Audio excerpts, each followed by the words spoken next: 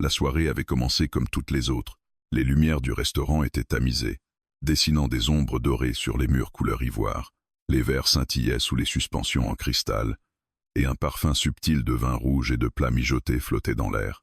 Les conversations s'élevaient en murmures élégants, ponctués parfois d'un éclat de rire contrôlé. C'était un endroit où l'on venait pour impressionner, pour conclure des accords, pour célébrer ou parfois pour masquer une solitude que personne ne voulait nommer. Lui, il connaissait ce décor par cœur. Depuis 6 ans, il travaillait ici comme serveur. Il connaissait les habitudes des clients réguliers, les regards échangés entre les couples en crise, les silences lourds des rendez-vous professionnels. Il savait reconnaître un premier rendez-vous maladroit d'une rupture imminente. Il observait sans juger. C'était peu, être son plus grand talent, voire sans intervenir. Jusqu'à ce soir-là, elle est entrée vers 22 heures. La porte vitrée s'est ouverte doucement, laissant entrer un souffle d'air froid et une silhouette élégante. Elle portait une robe sombre, simple mais parfaitement ajustée, et un manteau long qui accentuait sa posture droite. Pourtant, malgré cette allure maîtrisée, quelque chose clochait. Elle semblait absente. Son regard balayait la salle sans vraiment la voir. Ses pas étaient précis mais lents, comme si chaque mouvement demandait un effort supplémentaire. Il s'est approché pour l'accueillir, avec ce sourire professionnel qu'il offrait à tous. « Bonsoir, madame. » Elle a levé les yeux vers lui, et pendant une fraction de seconde, il aperçut quelque chose de fragile derrière son maquillage impeccable. Pas de la tristesse ordinaire. Quelque chose de plus profond, une fatigue qui ne venait pas du corps. Elle a demandé une table pour une personne. Sa voix était posée, mais légèrement rauque, comme si elle avait trop parlé, ou pas assez. Il l'a installée près de la fenêtre. Dehors, la ville brillait, indifférente au drame silencieux qui se jouait derrière les vitres. Elle a commandé un verre de vin rouge, puis un deuxième. Elle consultait son téléphone, écrivait, effaçait, recommençait. Ses doigts tremblaient à peine, mais assez pour que quelqu'un d'attentif le remarque. Lui, il remarquait toujours. Il ne savait rien d'elle. Pourtant, une intuition étrange lui murmurait que cette soirée n'était pas ordinaire pour elle.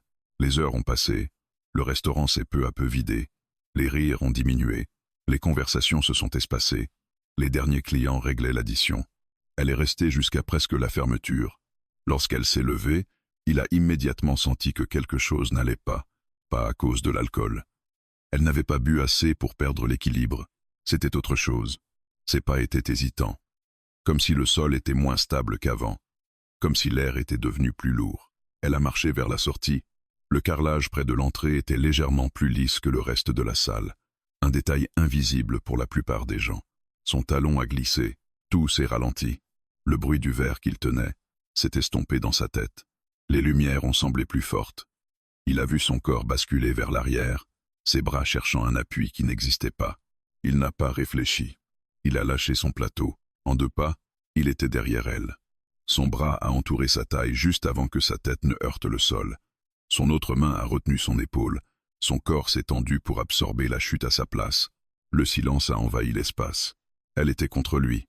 Son souffle était rapide. Son cœur battait fort, il le sentait à travers le tissu de sa robe. Leurs regards se sont croisés. Et dans ses yeux, il n'a pas vu la peur d'une chute évitée. Il a vu autre chose. Un abîme. Comme si tomber n'aurait pas été un accident. Comme si, d'une certaine manière, elle était déjà en train de tomber depuis longtemps. « Ça va » a-t-il murmuré. Elle a mis quelques secondes à répondre. « Oui, merci. » Mais sa voix tremblait. Il l'a aidée à se redresser doucement. Elle a tenté de sourire, mais ce sourire n'atteignait pas ses yeux. Il a remarqué qu'elle respirait difficilement, comme si l'air lui manquait. « Asseyez-vous un instant » a-t-il insisté. Elle a hésité. Puis, elle a accepté. Il l'a raccompagnée à une chaise près de l'entrée. Il lui a apporté un verre d'eau sans qu'elle ne le demande. Ses mains entouraient le verre comme si elle cherchait à se raccrocher à quelque chose de tangible. Il ne posait pas de questions indiscrètes. Pourtant, son silence était une invitation. Elle a fini par parler. « Je ne suis pas tombée à cause du sol, vous savez. » Il n'a pas répondu. Il attendait. « Je crois que je n'ai pas regardé où j'allais. » Cette phrase avait un double sens évident. Elle a fermé les yeux un instant. Si vous n'aviez pas été là, elle n'a pas terminé sa phrase. Mais il a compris que ce n'était pas seulement sa tête qui l'avait empêché de heurter le carrelage. Il y avait dans sa voix une lassitude immense, comme si cette chute aurait pu être le symbole d'autre chose, comme si elle avait déjà atteint un point de rupture. Il a ressenti un frisson inattendu. Il était habitué au drame des autres, mais il restait toujours à distance. Ce soir-là, la distance avait disparu. Les autres employés commençaient à éteindre les lumières secondaires. Le restaurant se vidait définitivement. « Vous avez quelqu'un pour vous raccompagner » a-t-il demandé. Elle a secoué la tête. Non. Il aperçut l'isolement derrière ce simple mot. Il lui a proposé d'appeler un taxi. Elle a acquiescé. Pendant qu'ils attendaient, un silence étrange s'est installé, pas inconfortable, dense. Elle l'observait différemment maintenant, pas comme un serveur, comme quelqu'un qui venait, peut-être, de modifier le cours de sa soirée. « Comment vous appelez-vous » a-t-elle demandé. Il a hésité. Dans son métier, les prénoms n'avaient pas d'importance. Il était « Monsieur jeune homme », parfois simplement invisible. Il lui a donné son prénom. Elle l'a répété doucement, comme pour s'assurer qu'il était réel. Le taxi est arrivé. Elle s'est levée, plus stable cette fois. Avant de franchir la porte, elle s'est retournée. « Vous m'avez empêché de tomber ce soir. » Un léger silence. « Je n'oublierai pas ça. » Puis elle est partie. La porte s'est refermée. Il est resté immobile quelques secondes, le regard fixé sur la rue. Il ne savait rien d'elle. Il ignorait son nom, son histoire, ses problèmes. Mais il sentait que quelque chose venait de se produire. Pas un simple incident. Un point de bascule. Il a ramassé le plateau qu'il avait laissé tomber. Le verre était brisé au sol. Il a commencé à nettoyer, machinalement. Pourtant, son esprit était ailleurs. Il repensait à ses yeux, à cette fraction de seconde où elle avait cessé de lutter. Il ne pouvait pas expliquer pourquoi, mais il était certain d'une chose. Il ne venait pas seulement d'empêcher une femme de tomber. Il venait d'entrer, sans le savoir, dans une histoire qui allait bouleverser sa propre vie. Et quelque part, au fond de lui, une question persistait. Pourquoi avait-il eu l'impression que ce n'était que le début?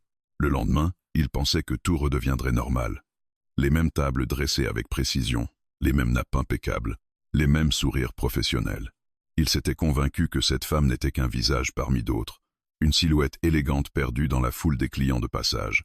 Pourtant, toute la journée, il avait repensé à ce moment, à son regard, à cette phrase inachevée.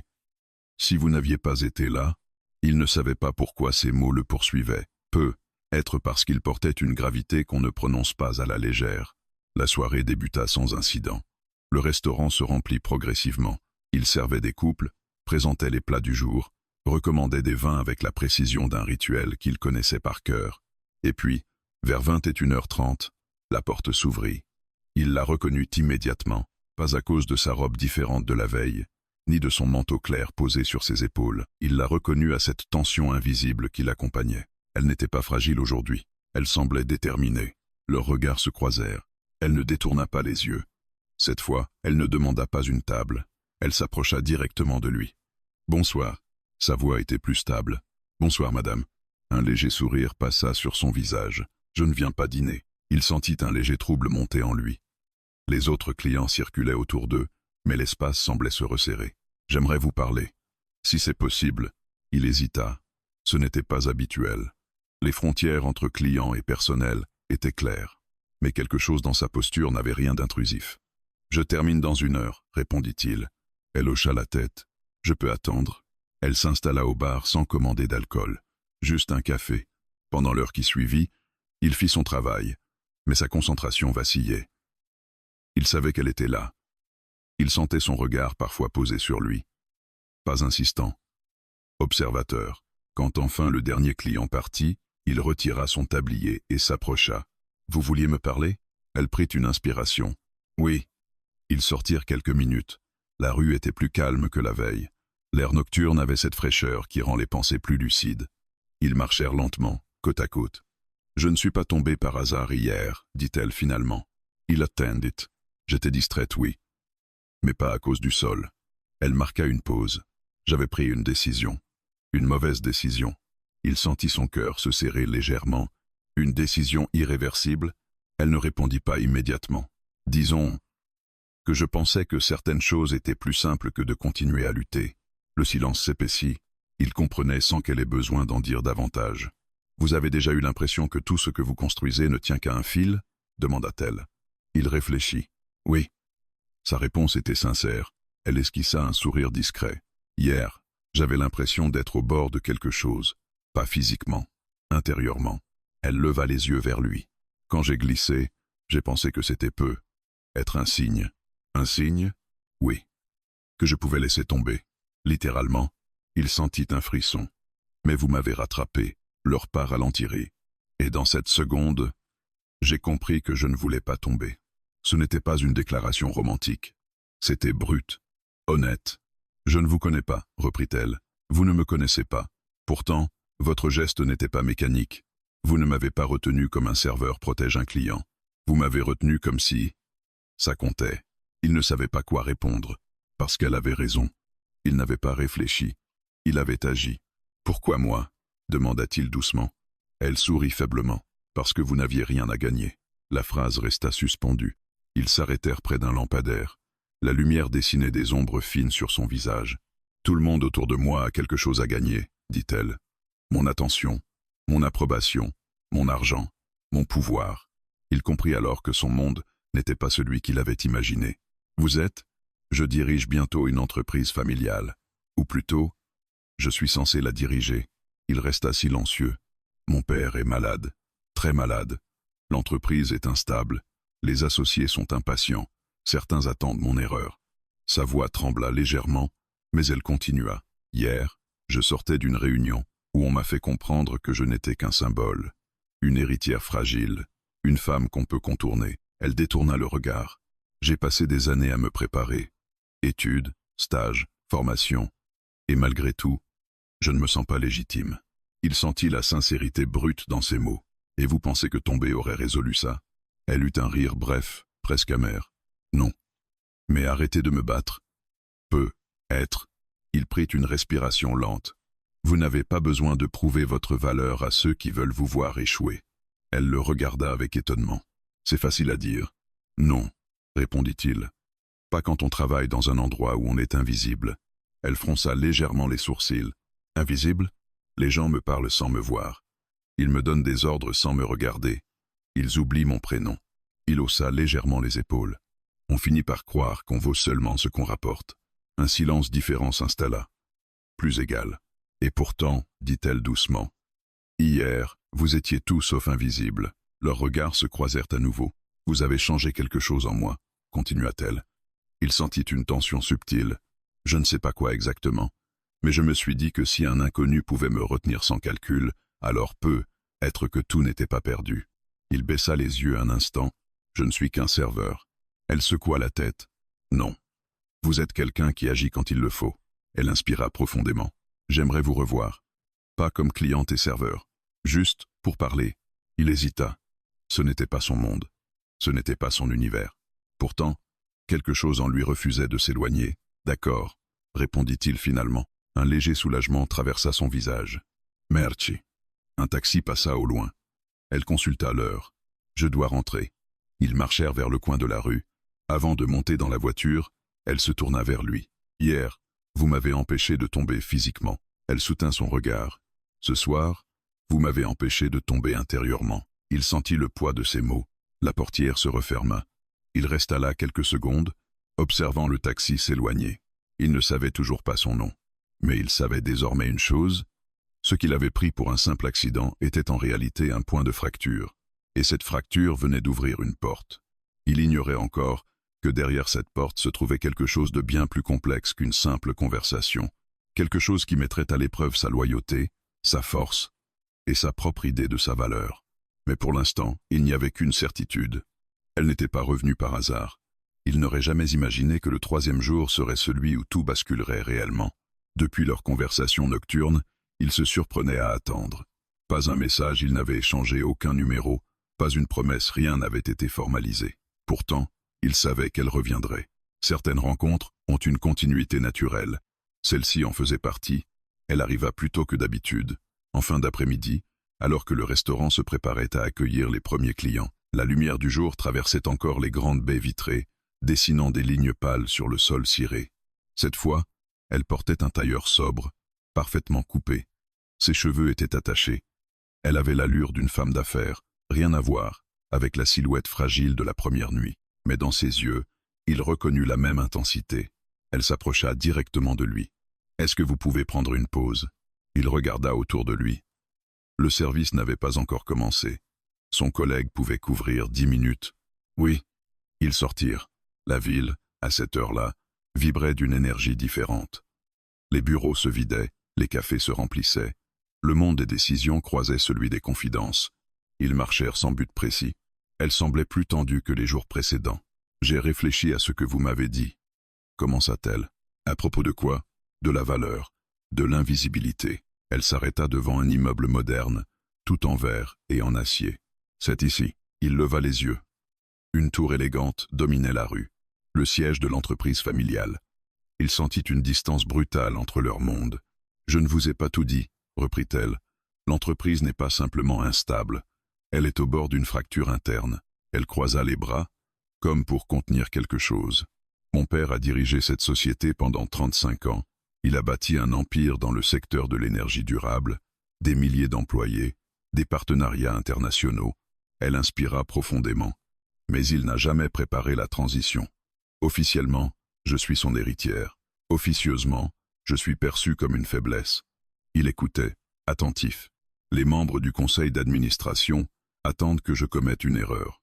Certains cherchent déjà à racheter discrètement des parts. Elle se tourna vers lui. Je ne sais plus à qui faire confiance. Le poids de cette phrase n'était pas théâtral. Il était réel. Vous avez des conseillers, dit-il prudemment. Elle esquissa un sourire froid. Des conseillers payés pour me rassurer. Des cadres obsédés par leur position. Des partenaires qui voient en moi une opportunité ou une menace. Elle fit un pas vers lui. Vous êtes la seule personne que j'ai rencontrée ces derniers jours qui n'attendait rien de moi. Il sentit son cœur accélérer. Je ne suis pas qualifié pour ce monde. Justement, il fronça légèrement les sourcils. Je ne vous parle pas de finance ou de stratégie. J'ai des équipes pour ça. Elle soutint son regard. Je vous parle de loyauté. Un silence s'installa. J'ai besoin de quelqu'un qui ne fait pas partie du système. Quelqu'un qui n'a pas d'intérêt caché. Quelqu'un qui voit les choses sans filtre.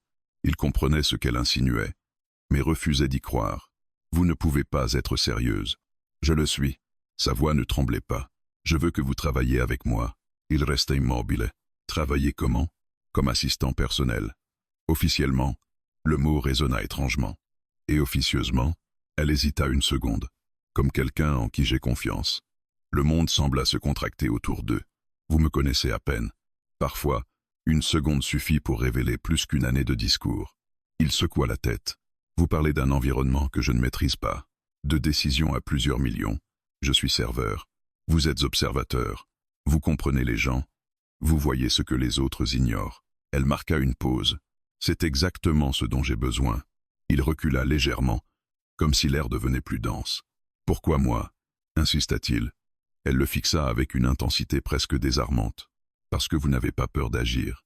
Parce que vous n'avez pas laissé une inconnue s'effondrer. Parce que vous ne m'avez pas regardé comme un portefeuille ou un titre. Sa voix se fit plus basse. Parce que je me suis senti en sécurité. Cette phrase le toucha plus qu'il ne l'aurait admis. Vous me proposez de quitter ma vie pour entrer dans la vôtre. Je vous propose une opportunité. Non, répondit-il doucement. Vous me proposez un risque. Elle n'y a pas. Oui. Le vent fit voler quelques mèches autour de son visage. Mais je ne vous demande pas une réponse immédiate. Il observa la tour derrière elle. Les reflets du ciel sur le verre donnaient l'impression d'un monde inaccessible. Et si j'échoue? Alors nous échouerons ensemble. Cette réponse le déstabilisa. Elle n'avait pas parlé en dirigeante. Elle avait parlé en partenaire. Vous ne me devez rien, ajouta-t-elle. Mais je crois que certaines rencontres ne sont pas accidentelles. Il se souvenait de la chute évitée, de ce regard au bord du vide. Il comprenait maintenant que ce moment avait été un test invisible. « Pourquoi est-ce si urgent ?» demanda-t-il. Son expression se durcit légèrement. « Parce que quelqu'un à l'intérieur tente de me fragiliser. Des documents ont disparu. Des informations confidentielles ont fuité. » Elle s'approcha davantage. « Je ne peux pas enquêter ouvertement. Je ne sais pas qui est impliqué. » Il sentit un frisson. « Vous pensez que je pourrais découvrir quelque chose? Je pense que vous pouvez observer sans être suspecté. » Le rôle prenait une dimension inattendue. Ce n'était pas un poste confortable. C'était une entrée discrète dans un champ de bataille. « Vous comprenez que les gens parleront, dit-il. Ils parlent déjà. » Elle ne semblait pas affectée. « Et si je refuse ?» Un léger voile passa dans ses yeux. « Alors je respecterai votre décision. » Un silence lourd s'installa. Il sentit en lui deux forces opposées. La sécurité d'une vie simple et l'appel d'un monde qu'il n'avait jamais imaginé. « Ce que vous me demandez, » murmura-t-il. « C'est impossible. » Elle esquissa un sourire, presque imperceptible. « Non. Elle soutint son regard. L'impossible, c'est de continuer seul. Ces mots s'ancrèrent en lui. Il comprit que derrière la proposition se cachait autre chose qu'un besoin stratégique. Il y avait une solitude immense, une pression qu'elle ne pouvait partager avec personne de son entourage. « Donnez-moi une journée », dit-il finalement. Elle hocha la tête. Prenez le temps qu'il faut. Elle sortit une carte sobre de sa poche et la lui tendit. Son nom y figurait enfin. Il le lut en silence. Il venait de comprendre que cette histoire dépassait largement une rencontre fortuite. En levant les yeux vers elle, il réalisa qu'il se tenait au bord d'un choix qui définirait sa trajectoire. Accepter, c'était quitter l'invisibilité. Refuser, c'était rester en sécurité. Elle se dirigeait vers l'entrée de la tour. Avant de franchir les portes automatiques, elle se retourna. « Vous m'avez empêché de tomber. » Elle ajouta doucement. « Maintenant, je vous demande de marcher à mes côtés. » Les portes se refermeront. Il resta seul sur le trottoir, la carte serrée entre ses doigts. Il venait de comprendre une chose essentielle. Ce n'était pas une proposition professionnelle, c'était une invitation à changer de vie. Et puis être, à découvrir qui il pouvait réellement devenir. Il n'a presque pas dormi. La carte qu'elle lui avait donnée reposait sur sa table de chevet. Son nom imprimé en lettres sobres, suivi d'un titre qui paraissait appartenir à un autre univers. Directrice générale par intérim. Il s'était levé plusieurs fois dans la nuit, hésitant entre l'appeler et oublier. Au matin, la décision n'était pas plus claire. Mais quelque chose en lui refusait de reculer. Il envoya un message simple. « Je suis prêt à voir ce monde de l'intérieur. » La réponse arriva presque immédiatement. 9H0, siège social. La tour semblait encore plus impressionnante à la lumière du jour. Les façades de verre reflétaient un ciel parfaitement bleu. Les employés entraient avec des badges autour du cou, des costumes impeccables, des téléphones collés à l'oreille. Il avait troqué son uniforme contre une chemise sobre et une veste simple. Rien d'extravagant. Rien qui trahissait son passé de serveur. Pourtant, il se sentait exposé. À l'intérieur, le hall était vaste, presque intimidant. Marbre clair. Écran géant diffusant des chiffres et des graphiques en temps réel. Une atmosphère où chaque seconde semblait coûter de l'argent. Elle l'attendait près de l'ascenseur. Aujourd'hui, elle était différente. Son regard était ferme.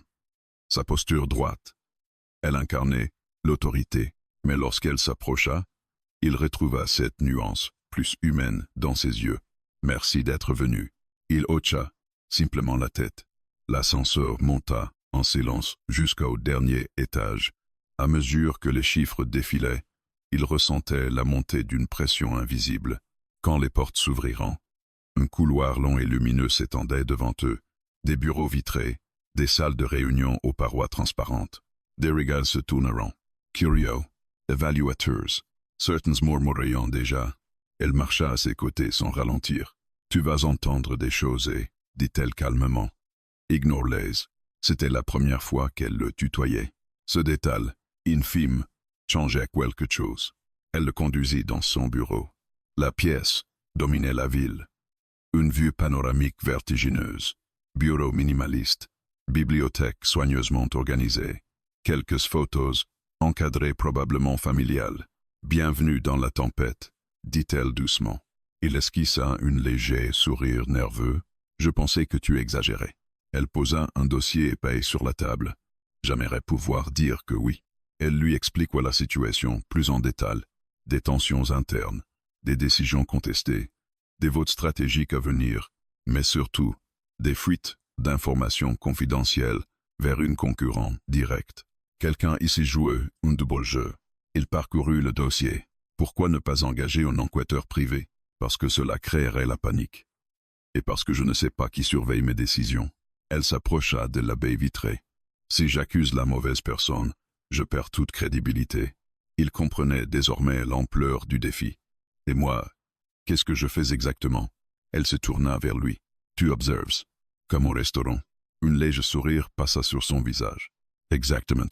Les premiers jours furent en choc. Il assistait aux réunions sans parleur, officiellement présenté comme conseiller stratégique externe. Les cadres le scrutaient avec méfiance. Il sentait leurs regards glisser sur sa tenue, analyser sa posture. cherchait la faille. Un homme d'une cinquantaine d'années, directeur financier, fut le premier à l'attaquer subtilement. « Votre parcours est original », dit-il lors d'une réunion. Le sous-entendu était évident. Elle intervint calmement. « Il est ici parce que je lui fais confiance. » Le silence tomba immédiatement. Mais les regards ne changeront pas. Il comprit alors que sa présence n'était pas neutre. Elle perturbait l'équilibre. Dans les couloirs, il entendait des murmures. « C'est lui, un serveur vraiment. » Elle palpite. Chaque phrase était une lame invisible. Le soir, seul dans son petit appartement, il doutait. Il se demandait s'il avait commis une erreur monumentale. Ce monde n'était pas le sien. Ici, les mots étaient des armes, les sourires, des stratégies, les silences, des menacés. Pourtant, au fil des jours, il commença à remarquer des détails. Un directeur qui évitait systématiquement certains sujets. Une assistante qui semblait nerveuse à chaque mention d'un projet spécifique. Des regards échangés trop rapides pendant certaines présentations. Son regard extérieur devenait une force. Un soir, alors que la plupart des employés étaient partis, elle entra dans son bureau improvisé. Elle semblait épuisée. « Tu regrettes ?» demanda-t-elle. Il réfléchit quelques secondes. « Pas moments. » Elle s'assit en face de lui, laissant tomber le masque de dirigeante. « Moi aussi. » C'était la première fois qu'elle l'admettait. « Il attendait mon erreur, » murmura-t-elle. « Ils veulent prouver que je ne suis qu'une héritière fragile. » Il la regarda attentivement. « Tu n'es pas fragile. » Elle leva les yeux vers lui. « Tu ne vois pas ce que je vois. Peut être, mais je vois autre chose. »« Quoi ?» Une femme qui tient malgré la pression, qui aurait pu abandonner, mais qui est là. Une silence profonde s'installa. Ce n'était pas une déclaration romantique. C'était une reconnaissance. Elle inspira lentement. « Tu comprends pourquoi j'avais besoin de quelqu'un qui ne fait pas partie de ce monde ?» Il hocha la tête. « Ici, tout le monde joue un rôle. » Elle esquissa un sourire fatigué. « Sauf toi. » Les choses se compliqueront rapidement. Un projet majeur fut saboté par une fuite d'informations sensibles. Les actions chutèrent légèrement. Les tensions explosèrent lors d'une réunion d'urgence. Le directeur financier proposa ouvertement de nommer un co-dirigeant expérimenté. C'était une attaque directe. Elle resta calme. Mais il vit la douleur derrière son regard. Ce soir-là, elle resta tard au bureau. Il la trouva debout devant la baie vitrée, observant la ville. « Ils veulent me pousser vers la sortie », dit-elle sans se retourner. Il s'approcha. « Alors ne leur donne pas cette satisfaction. Ce n'est pas si simple. » Elle se tourna vers lui. « Je commence à comprendre pourquoi mon père ne faisait confiance à personne. » Il sentit le poids de la solitude qui l'entourait. « Tu n'es pas seul. » Elle soutint son regard. « C'est pour ça que je t'ai demandé de rester. » À cet instant, il comprit que la proposition impossible n'était pas seulement professionnelle. Elle était personnelle. Elle lui demandait d'être son ancrage dans un océan hostile. Mais cela impliquait aussi qu'il accepte de se transformer. Il n'était plus seulement un observateur. Il devenait une pièce centrale dans une lutte de pouvoir. Et pour la première fois depuis qu'il avait quitté le restaurant, il ressentit la gravité réelle de son choix. Ce monde ne l'accepterait jamais complètement. Mais être qu'il n'avait pas besoin d'être accepté. Être qu'il devait simplement tenir. Et dans ce bureau suspendu au-dessus de la ville, face à cette femme qui refusait de s'effondrer, il comprit une vérité simple. Il n'appartenait être pas à ce monde, mais il avait décidé d'y entrer. Et désormais, il était trop tard pour reculer. La pression ne tarda pas à devenir visible. Ce qui, au départ, n'était qu'un murmure discret dans les couloirs s'était transformé en une vague silencieuse, mais constante. Les regards s'étaient durcis.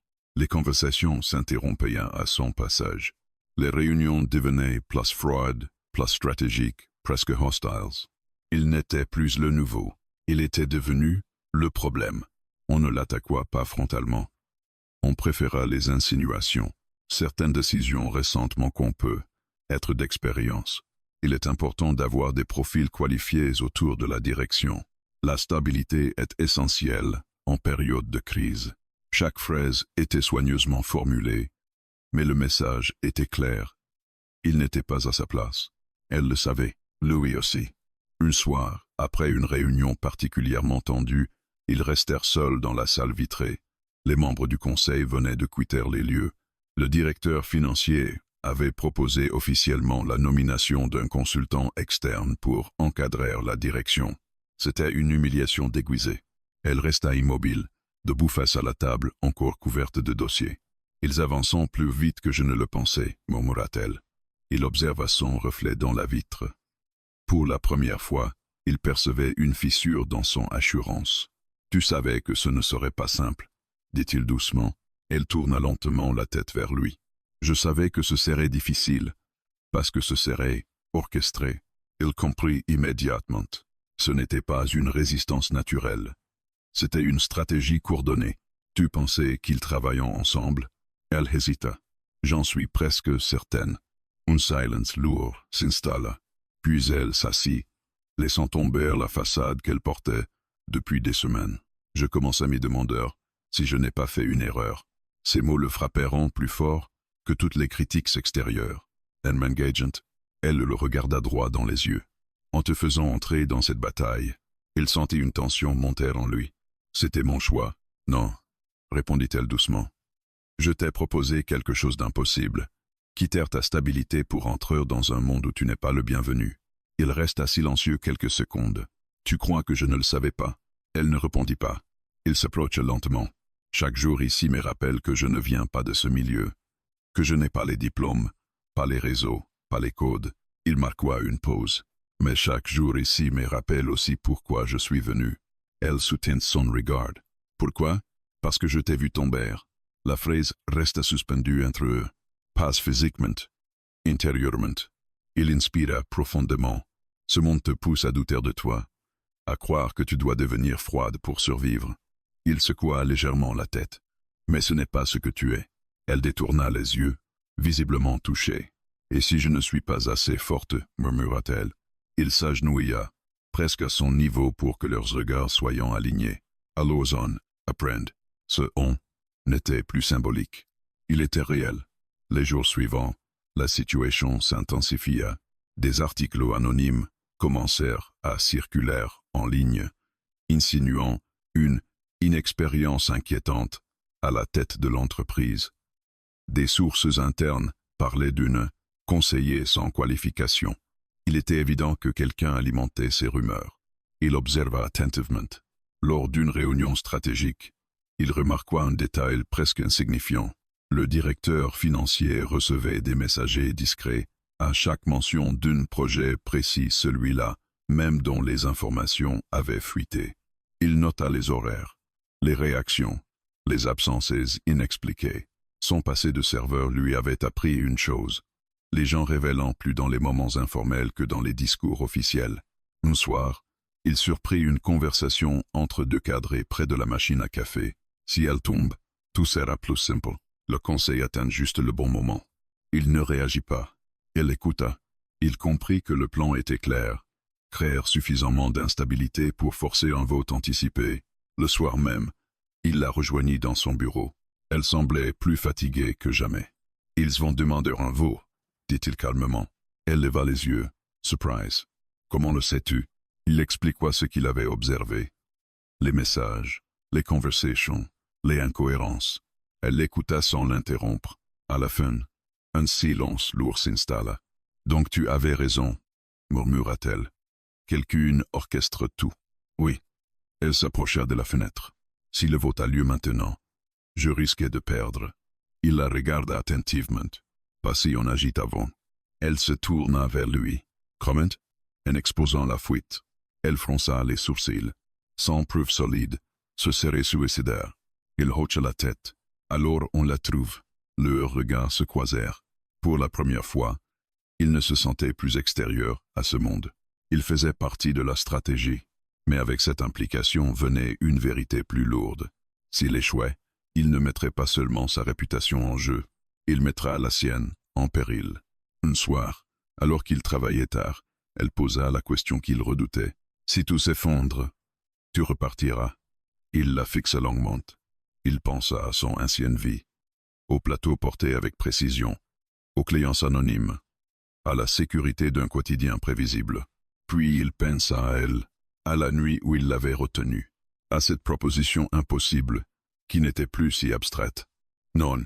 Sa réponse fut immédiate. Elle cherche dans son regard une hésitation. Il n'y en avait pas. Pourquoi? Murmura-t-elle. Elle prit une respiration lente, parce que rester serré, plus facile. Il marqua une pause. Et que je refuse de choisir la facilité. Le silence qui suivit n'était pas lourd, il était solide. Elle s'approcha. Pas comme une dirigeante, pas comme une héritière, mais comme une femme qui, pour la première fois depuis longtemps, n'était plus seule face à l'effondrement possible. Alors j'en tiens, dit-elle doucement. Il hocha la tête. On tient. Ce soir-là, il comprit que le choix n'était plus professionnel. Il ne s'agissait plus d'un poste, ni d'un rôle stratégique. Il s'agissait de décider qui il voulait être quand tout vacille. Un spectateur prudent, ou un pilier. Et tandis que la tempête approchait le vote, les révélations, l'affrontement final, il savait une chose avec une certitude calme. L'impossible n'était pas d'entre eux dans ce monde. L'impossible était de l'abandonner maintenant. Le vote fut annoncé pour la semaine suivante. Officiellement, il s'agissait d'une réévaluation stratégique de la gouvernance. Officieusement, c'était un test de survie. Les jours qui précédèrent en furent tendus, presque irréels. Chaque couloir semblait chargé d'électricité.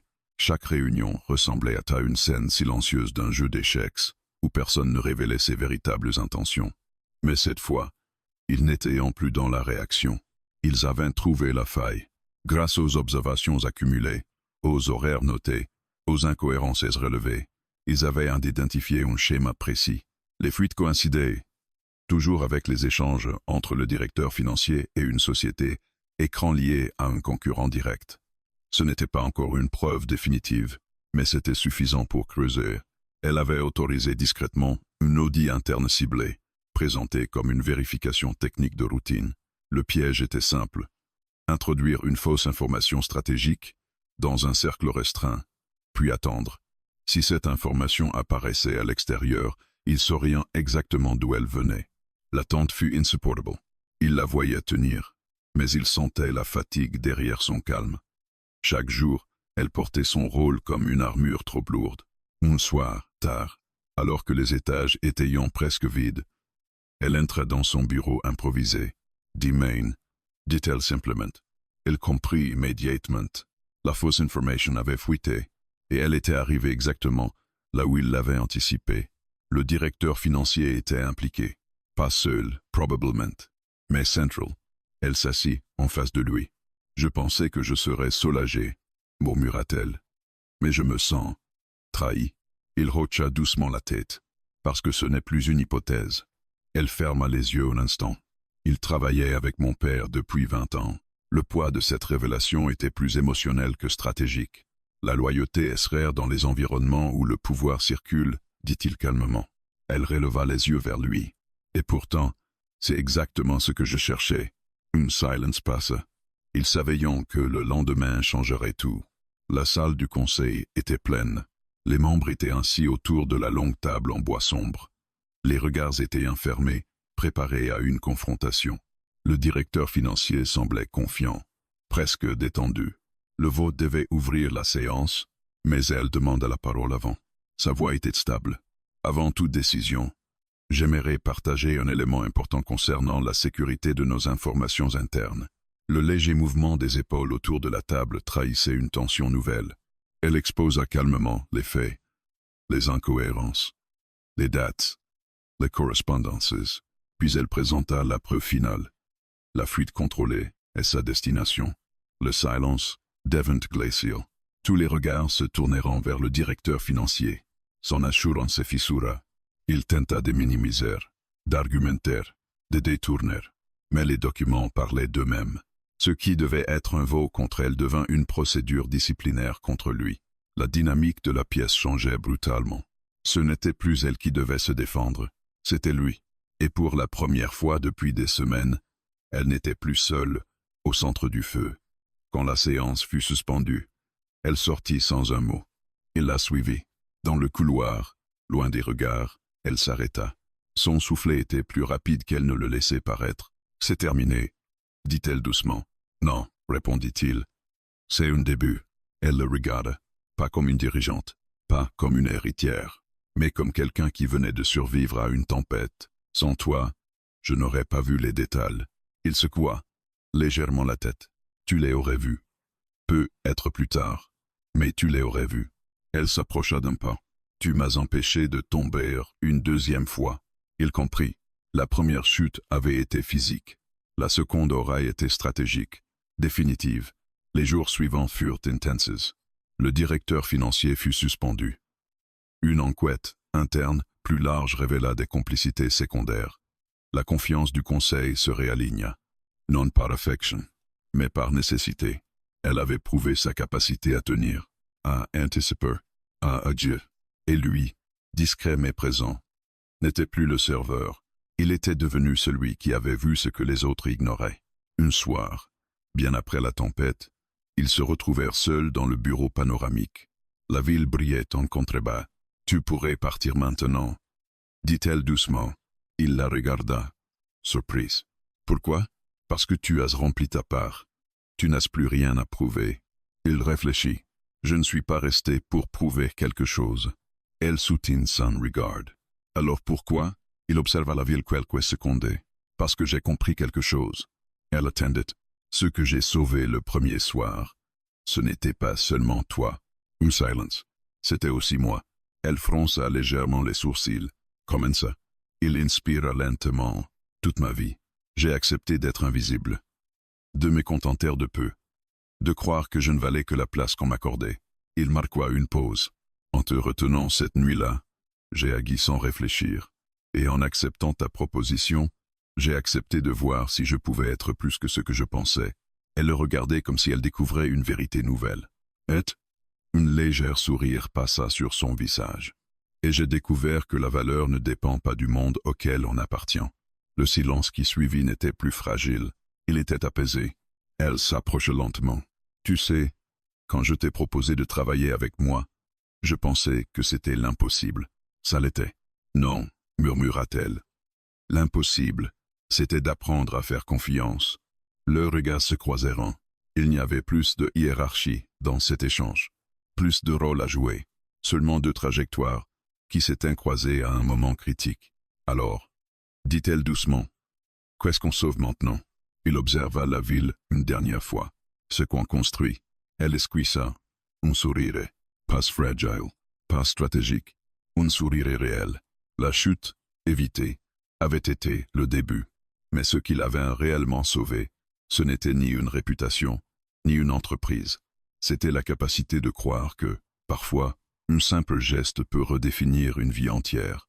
Et dans le silence lumineux du bureau, ils comprirent tous les deux que l'impossible n'était jamais une question de position sociale.